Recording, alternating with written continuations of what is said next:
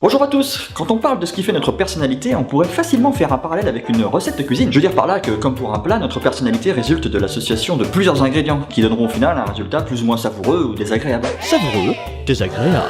Du coup, on pourrait se demander s'il existe des recettes ou des traits de personnalité qui donneraient à coup sûr l'assurance d'obtenir de bons résultats. Perfect.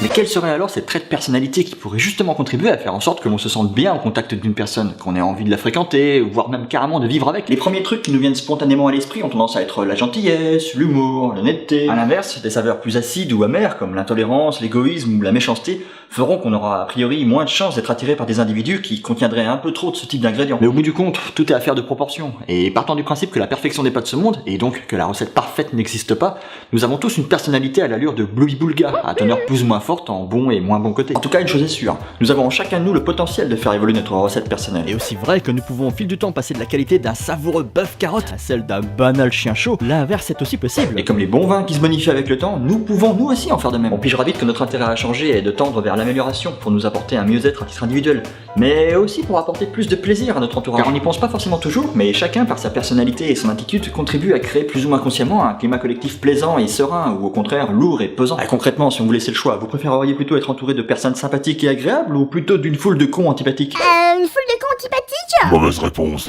Et oui, car si on passe du niveau individuel au collectif, on se rend compte que le climat d'un groupe est directement lié au mélange des personnalités qu'il compose. Et au même titre qu'un simple clou de girofle aura le pouvoir de gâcher votre repas si vous avez le malheur de le croquer, un individu isolé pourra parfois pourrir l'ambiance de tout un ensemble. Mais du coup, comment faire évoluer la saveur d'un plat ou d'une personnalité? Déjà, et c'est la base, en ayant conscience qu'il y a peut-être quelque chose qui cloche. À défaut de s'en rendre compte par soi-même, ce qui n'est pas forcément évident, les autres peuvent être un bon indicateur pour mettre le doigt sur des défauts qui gagneraient à être corrigés chez nous. Allez chérie, j'ai décidé de m'améliorer, alors je te laisse carte blanche pour me dire franchement tout ce que tu trouves de pénible chez moi, ok? T'es vraiment sûr?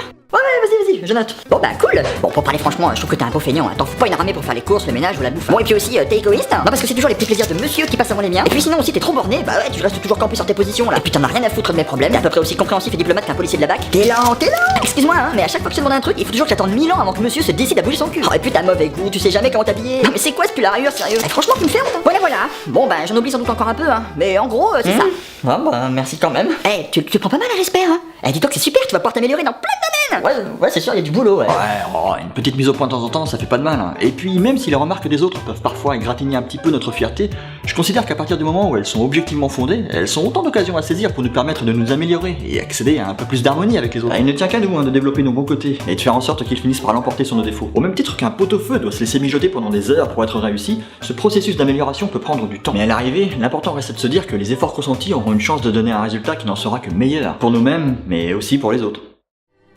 Il y a quelque chose dont je voulais te parler. Ah ouais? Qu'est-ce que t'as à me dire? Je trouve que t'as changé, que tu t'es amélioré. Ouais, c'est parce qu'avant j'étais un banal chien chaud, mais maintenant je suis devenu un bœuf carotte. Oh, un bœuf carotte?